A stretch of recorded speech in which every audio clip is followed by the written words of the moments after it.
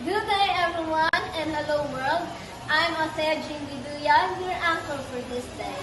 Today we will focus on experimental evidences and wave property of light. To know more about our objectives, Gonzalez will take it away. Go. Here is our three objectives today. First, discuss the wave nature of electrons and of light. Second, spell out correctly the complete names of some scientists who conducted experiments showing that light behaves like waves. And lastly, demonstrate appreciation of the wave nature of light through daily experiences of the various light phenomena. Up to you, Biduya. Thank you, Gonzalez. In these lessons, we will discuss and understand what is light. Let's hear it from Bulani.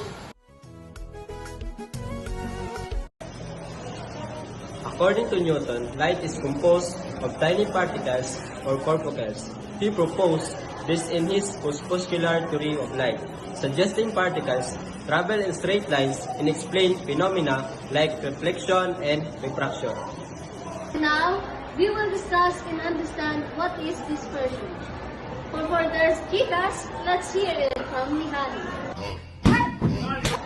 Dispersion is the separation of white light into different color when passes through a medium like a prism.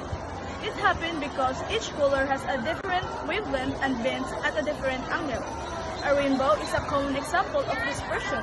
In short, dispersion shows how light separates into component color due to difference in a wavelength. Back to you, Biduya. Let's jump to our next topic. Now, let us discuss what scattering is. To unlock this topic, let's call out to Doe to give us the key. Scattering is a process where light is spread in different directions when small particles in the air. It is plain why sky looks blue because shorter blue wavelengths scatter more than other colors. Back to you, Biduya. We will be discussing the three main types of solar radiation scattering are. Virgin and Labos will discuss. First, the relay scattering happens when sunlight interacts with very small particles, like air molecules. It scatters shorter wavelengths, more which make the sky appear blue. Second, the mice scattering. A larger particles like dust, water droplets scatter all wavelengths, making clouds appear white. Third, the non-selective scattering.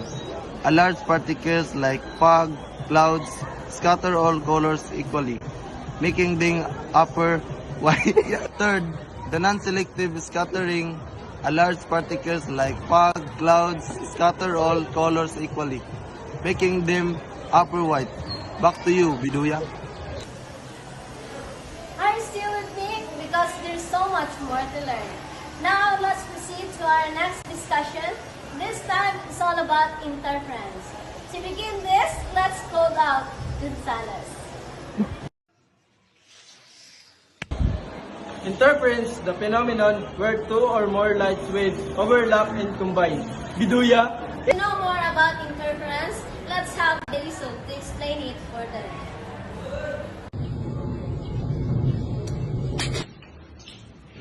If the waves reinforce each other, it creates bright spots, constructive interface. If they cancel each other, it creates dark spots, destructive interface. Let's proceed to our last topic, which is diffraction. To know more about this, let's grab Virgin to spread the info. Diffraction is the bending of light waves around obstacles or through small openings. It causes light to spread out and form patterns, like the fringes seen when light passes through a narrow slit. Back to you, Biduya. I hope you have learned about our discussions that experimental evidences like interference and diffraction demonstrate light's nature. Thank you!